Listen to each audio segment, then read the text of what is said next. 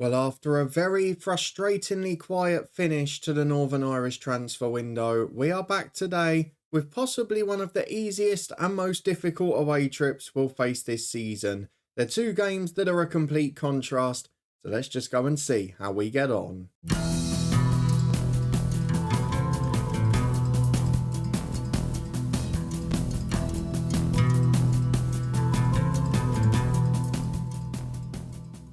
Yes, hello and welcome along to part 161 of this Build a Nation story, Lifting Spirits with me, Daniel. We are back today to face Berliner Millard and Borussia Dortmund in successive away games. I wasn't lying to you, they're very different matches.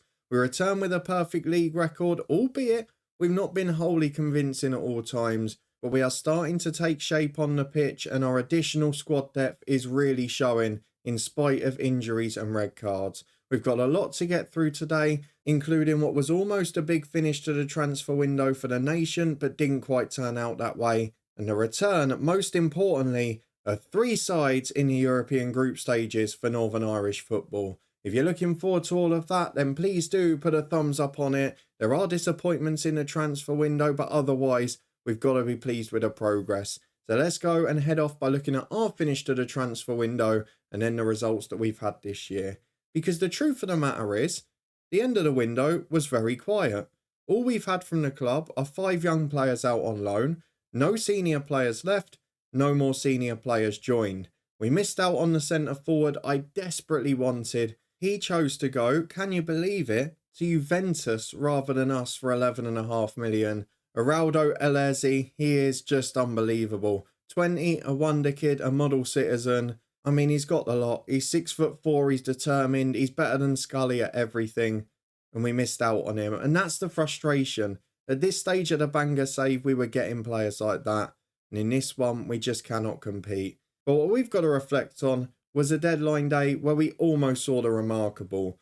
Firstly, good news in the sense that Bayavang has signed a new deal. He was one I thought we might lose earlier in the summer, but it has turned out that we've been able to keep him. No offers for the likes of Dunn and Gash, so we've probably got one more midfielder than we need. And in January, I'd imagine we'll see someone move on. But Chris Houston was almost that man on deadline day because Linfield, of all teams, came in with a loan offer with a view to a permanent for him. We, of course, accepted it. We tried to get him out because we want to improve the nation. And my word, would he improve the nation. A bit like we did with Kashif Beaton a few years ago. But unfortunately, he rejected the move, so didn't then move on. We then had exactly the same with Paul Elliott, who is a 30-year-old backup winger who, yes, homegrown in the nation, but is nowhere near really for our squad now. And he also rejected the move too. So we're a little bit stuck on that. We've got to that stage where players won't move to other teams in the nation. We've overtaken Linfield in terms of club reputation, and it does seem to have had an impact. However, they are, alongside us, one of 3 sides in the European group stages this year. Because if we head over to Coefficient Watch, yes, you know that well by now, up to 11th for next season, the club coefficients are moving in the right direction. And as you can see this year, it's taken a sizable boost, mainly because of one of our rivals. And that's right, Lana back, baby. Let's go and have a look at them. They were fantastic. Against St Gallen, went out with a narrow defeat, but they still had that wonder kid striker at the time. We can't really begrudge them that. Against Bromby, they won both legs. Yes, the first leg went entirely in their favour in every possible way. 2 red cards just after their goals, but they did the job. They completed it away from home. And our former man Ian Lewington, still a bit of a star for them. Great to see them back in European group stages. For Linfield, it was a little bit trickier, but they almost pulled off the unthinkable. They lost 1-0 to Lyon, which we saw in the last episode. They then won the away leg and lost out on penalties remarkably. And unfortunately, they've had a pretty tough draw in the Europa League group. They've lost to Everton in their opening day away from home. A couple of more winnable games coming up. So great to see 3 teams in European group stage football. We've not had the best draw, actually. I'm going to show you who we've got coming up. We've got Lyon and West Ham at the end. Linfield could have changed that if they'd got through in that shootout. Barcelona, Atletico Madrid, Apoel at home's got to be a banker. Milan at home next time out after Dortmund in this episode. But the first game was the banker of the lot, which was TNS at home. We made pretty hard work of that in truth. Let's have a look at all the results since you were here though, because you joined me for that gutsy win at Bratislava as we played 85 minutes with 10 men. Well, Urza hasn't been sent off again since, but have a look for the second leg in a moment. Glenavon, we beat by 3-1. Albert Press, Morgan Griffiths and Damien Dunn with the goals. Mark Wilson, our former striker, as he always seems to do, got a goal against us there as well. A 4-1 win in the second leg against Bratislava. Jonathan Evans scored again. Damien Dunn got another early one. Then Jonathan Evans got sent off. Guess what it was for? It was a ridiculous wild lunge at 4-1 up on aggregate. Thankfully, Leo O'Donnell and Mark Scully added another 2, and the consolation did not have me panicked. We then just about snuck past Linfield in the league. 2 set pieces, 2 goals, one for our international star Cameron Thompson, but only after Leo O'Donnell had put us ahead. We had a far better time in the League Cup against them. 4-1 in that one, with Misselidis getting a brace and both strikers, Howard and Scully, getting one apiece. A 13-0 win against Bangor in the Antrim Shield. We had loads of players on international duty and just played who was available. Griffiths got a hat-trick, as did McGuckin. His was off the bench, by the way. Howard got 5, Elliott got 1, and Merival lost in 2. We then played Warren Point in the league and got a 5-1 victory. Mark Scully got a brace, as well as Bird, Halston and Lonsdale. A 2-0 win against TNS in the opening Champions League game. A crucial win, but it was hard to break them down. They got an early red card this time. I don't need to tell you what it was for. It was an early ridiculous lunge. Scully and Dunn eventually broke them down though. 2 of the old favourites getting us 3 points. A 6-0 following that against Glentoran. Duncan McKenzie sent off, this time for 2 yellow cards late on. But Lonsdale had got a hat-trick by then, and 1 apiece for Vucinic, Thompson and Scully made it a very comfortable day. And a 5-0 win at Portadown. Scully's hat-trick, Dunn and Elliott 1 apiece. And we're all looking pretty good at the minute. However, Ballina Millard today, we will have to play the reserves. We've then got Dortmund in midweek with our first team, and then a week off before all the cups during the international break. Speaking of internationals, we had a very good time with Northern Ireland. It was almost so much better as well. But we did get a point against England, which was ridiculous. Yes, it's only the Nations League, and yes, they dominated us and we just had a lucky day. But 1 apiece, David Close got the goal, and he did open the scoring against Germany as well for a world-class centre midfielder, turn the tide around. And he plays for Borussia Dortmund, who we'll be up against today. So let's go and get into the first of our 2 games as we face Ballina Millard away from home. It is 12th v 1st. It is a massive opportunity. Brent Hagen is going to be closed down. I'm not sure any of their players are going to be a massive threat without being arrogant. Is that still Matthew Carson at left back? There he is. Legend of the Hemel Hempstead save in FM22. He's still going strong. But we have rotated fully for this one, or as fully as we can, because we have had problems with injury suspension, match load and everything else as well. But this is what I've gone for. It is Morgan Hassan in goal. Freeman and Stowder fullbacks with Davis and Thompson as centre half. Dunn and Halston the midfield 2. Elliott and Press out wide. Press moving over to the left from the usual backup team. And that means Morgan Griffiths is in for a rare league start. And he is behind Jordan Howard up front. You look at the bench, we've got McKenzie returning from suspension. Reed returning from injury. Harding is a proper backup. McGuckin is a proper emergency. And then 3 rotational options in midfield, albeit Evans will be first choice if he finds form. A couple of other injuries of note. Misselidis would probably be in our backup team today. But it is what it is. We've got what we can available. Now let's go and see how we get on, because really, this game should be no bother at all. Let's hope I'm right and not arrogant. Well, 3 changes for our host today as we go into this one after what has been a bit of a disappointing summer for Northern Irish football. And yes, this opposition, they're probably not the side we would expect to go big in the window, but I know I mentioned Linfield tried to sign Halston from us on loan, but no real big signings anywhere. A few youngsters going about, yes, better performances in Europe. Maybe the money was running out from worse runs in recent years, but it is something I'm a little concerned about because none of the big boys really bought in good players and there doesn't seem to be a lot of investment. However, with 15 minutes gone, it's been a quiet start here. I'm a little bit worried about our performance at the minute. A quarter of the game without a highlight is not with respect what I expect against the basement side of the league. So let's encourage them, try and get a response, and hope we can find a lead before half time, which normally does come via set pieces, as Griffiths puts the corner in, and Cameron Thompson, the international star, is up. Him and Davis both trying to get there. Thompson is the man who won the race, and he puts us 1-0 up. What a start to the season he's had. And it is great having some of our proper stars from the first 11 at Northern Ireland here. We've had squad players over the years, the likes of Carr, Elliott, who's playing today. But to have genuine starters like Press, like Thompson, it really is great. And Thompson, he's at the right end of his career too. As Morgan Griffiths wins a penalty, he will take it. But will he score it? Right-footed, he steps up. Could be a very big couple of minutes here to wrap up the game. Morgan Griffiths into the bottom corner. And Lisburn Distillery, just like that, and made this game safe. Now we turn our attention to Dortmund.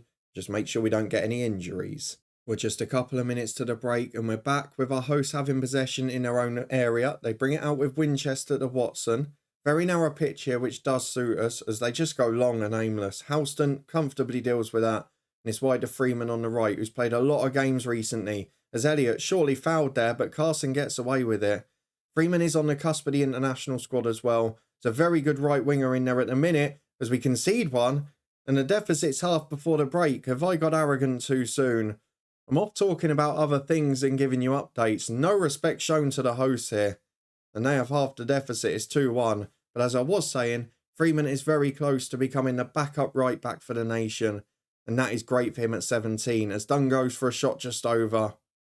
I'm really frustrated that we've let them back in this. We'd finally started keeping clean sheets as well. But I don't want to see complacency. We've got them all motivated. You've given away your goal and that is disappointing. We've got 20 minutes to go.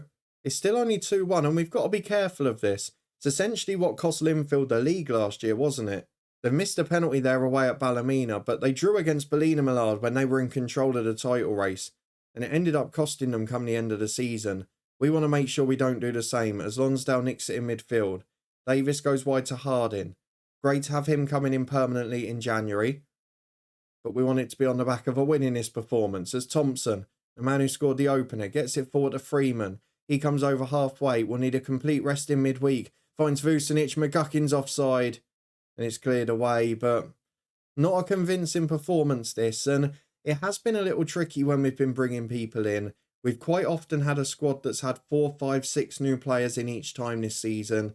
And it is something we've not experienced for 4 or 5 years. So we maybe have to expect this a little. And no slip-ups wanted as we get the ball in from a corner. Headed away as far as Lonsdale, who finds Davis. Thompson releases Houston. Oh, that's delicious. That is delightful. But unfortunately, it's offside. It was a glorious finish from Chris Houston. But it's not going to count for anything. Into stoppage time, it's 2-1 Lisburn Distillery. It probably should be more. We've done the job. We've got the 3 points. And now we move on to Dortmund, which is going to be a far trickier test than this one. Well, fitness test time ahead of a very different opposition tonight as we head to Borussia Dortmund for what will be a very tricky game. We've got Gavin Reid and Missalidis who are fit to play most of the game, but they're hamstring injuries they're coming back from, so we've got to be careful. But Merival Austin apparently is fully fit, but again, we need to be careful because he's so injury prone. Let's go and get through the tactical meeting into the second game of the night. 60,000 fans in Dortmund. A lot of changes to be made by us. Let's go and pick our 11 and we'll be back in a minute to run through it. Well, basically, we've chosen to gamble on 1 out of 2 because Gavin Reid has to come back in. He was on the bench at the weekend. Freeman is knackered. He's covered in his absence of injury for a couple of weeks. He's becoming very good, but we need to make sure he gets a rest. We've also dropped out Griffiths and McGuckin from the squad. Missalidis stays on the bench. And this is our completely new look side. We've got Jonathan Morrison in goal. Reid and Urs are the fullbacks with O'Donnell and Bird at centre half. Bayavang and Gash the midfield 2. Merival Austin off the right hand side this time. Lonsdale in as the number 10. And then Evans on the left with Scully up front. Let's hope he can find his goal scoring form. He's playing really well so far this season. But 9 and 8 by his standards is pretty average. Let's see if we can change that tonight. Well, here we go. We mentioned Martin McKeer in midfield for Dortmund, who tore us apart with Germany a few weeks ago. He's worth 60-70 million quid on 100 grand a week and is absolutely sublime. Vargas through the middle, the skipper, is sensational. Duranville, someone to watch out for too. I'm imagining most of their players are pretty good though. Let's go and get through the dressing room. Tell the lads we're on a good run. We want to do well here.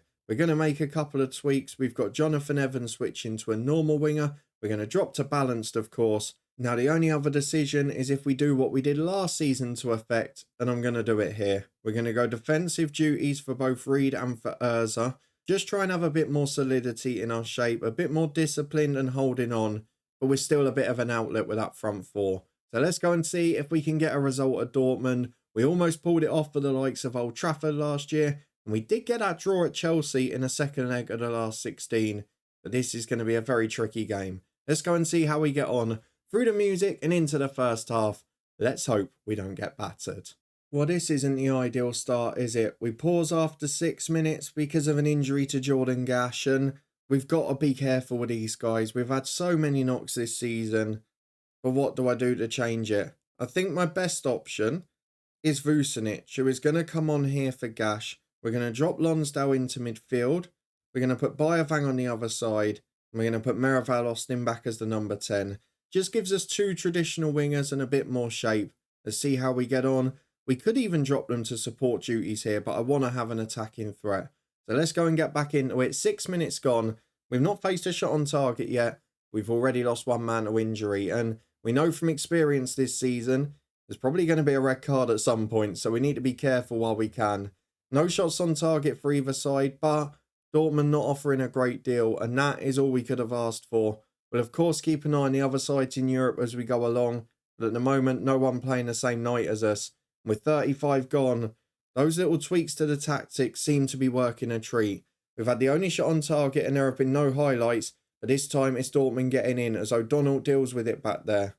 And I don't want to tempt fate or speak too soon, but we have got a slightly better defence now. Urza is more physically imposing at the back stick, and he is a better defender than Stahl when he's not getting sent off. And Leo O'Donnell's a revelation. He's the best centre-half we've had. As Meraval Austin gets in, Scully's offside, but it's cleared anyway. And now McKeer can break. It's a brilliant through ball. Vargas gets it. Was he onside? I hope not, but it deflects to Morrison. And he deals with it easily enough. Almost the impossible from him. But McKeer showing his quality with the pass there. Dortmund get to 10 shots without hitting the target. I will take that all night. But look what's happened now. It's another injury. And it's another hamstring for Meraval Austin. What on earth are your hamstrings made out of, lad? You need to eat some protein and drink some milk because you are not strong enough. And at half time, we're going to lose him as well. I'm going to go for Damien Dunn because it's the simplest like-for-like change. I like Albert Press and he's been really important in some of the league matches. But at the moment, with the injuries we're getting to Misselidis, he's our only real cover on the left. And we've also got to bear in mind that he's not quite as mobile, which is important for a game like this. Dunn works hard. He can play centre midfield naturally as well. And that's probably a crucial element as they have the ball at the back. They play out. Vucinic almost nicks it. McKeer gets in. Really good work. But Reed has nicked it this time to Vucinic. Remember, Reed probably can't do 90, but we're losing most of our sub breaks now. As Arellano gets it to Batres. He finds his defender and they're playing out pretty well. Big ball over the top for Vargas. He brings it down brilliantly. Deflects up to Morrison again. And we manage to cling on again. But another threat on the counter. And Morrison just hammers it downfield towards Scully. Can he win the flick on? He does. Damien Dunn's in. He's got on the end of an on ball. Oh, it was almost the old one too. Big ball over the top. Route one and a flick on. And it should have been 1-0. Maybe if Meraval Austin had been on, we'd have scored that. But I can't complain as Reed nicks it back again. Vucinic on the counter to Evans. This is a chance to shine. It's a really poor ball as it comes away to Urza. Big ball into Scully again. He's offside. He puts it away, but I'm not getting excited because VAR, I think, will rule this out. A brilliant 5 minutes for Distillery, 2 or 3 big counter-attacks. This goal's not going to count. Disallowed, it stays 0-0. But we've got an attacking threat at last. That is a positive.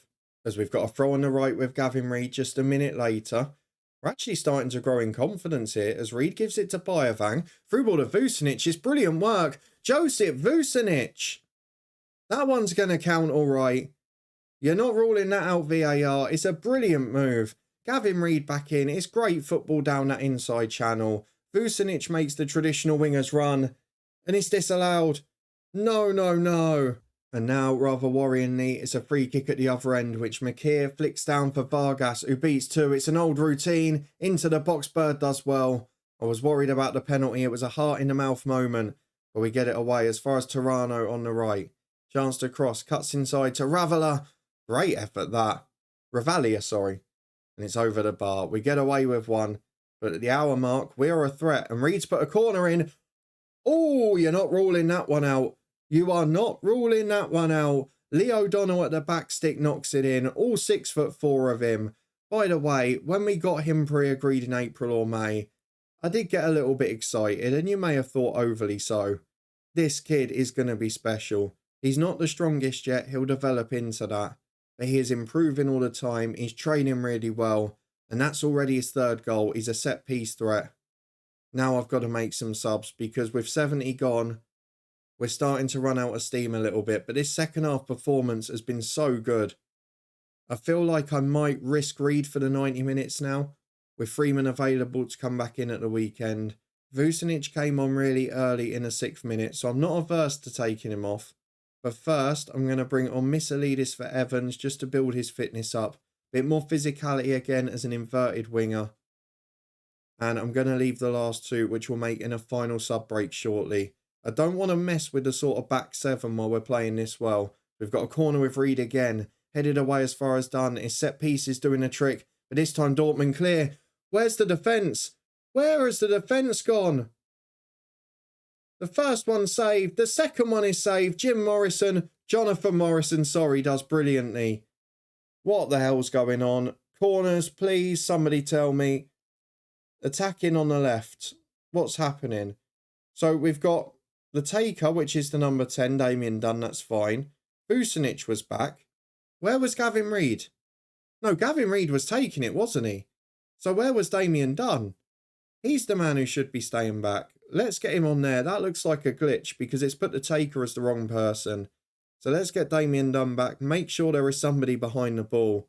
Because, geez, we cannot be throwing it away like that. We've got 15 minutes to go and we've got changes that can be made. I'm going to go quite simple with the next one. Dunn will move over to the right. Lonsdale was the number 10. And then in centre midfield, we'll go for Houston. Just the simple option in there. I'm not sure which way round they're best, but we'll stick with that. I mean, really, it should be Reed I give a rest to, but I'm not going to. I'm looking at left back at Urza. I'm looking at Bird. I might even just stick with 4 subs. I could take Lonsdale off. Maybe go for Albert Press. Maybe even put a holding midfielder on. That is an option worth considering. We've got Cameron Thompson there who could come on. You know what? I'm going to do it. Let's gamble away from home here. Cameron Thompson will come on. He'll switch with Lee O'Donnell. And they will be the 2 centre-halves. And then O'Donnell is going to go in as a sort of sitting midfielder.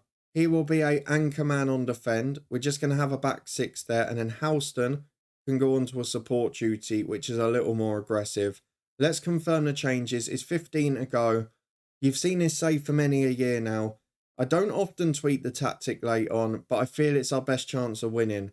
We've got 2.5 minutes plus stoppages. We've got a big team on. We shouldn't be losing 3 headers. But at the moment, we are on course for our most famous European result away from home. We drew with Chelsea last season. We saw the signs.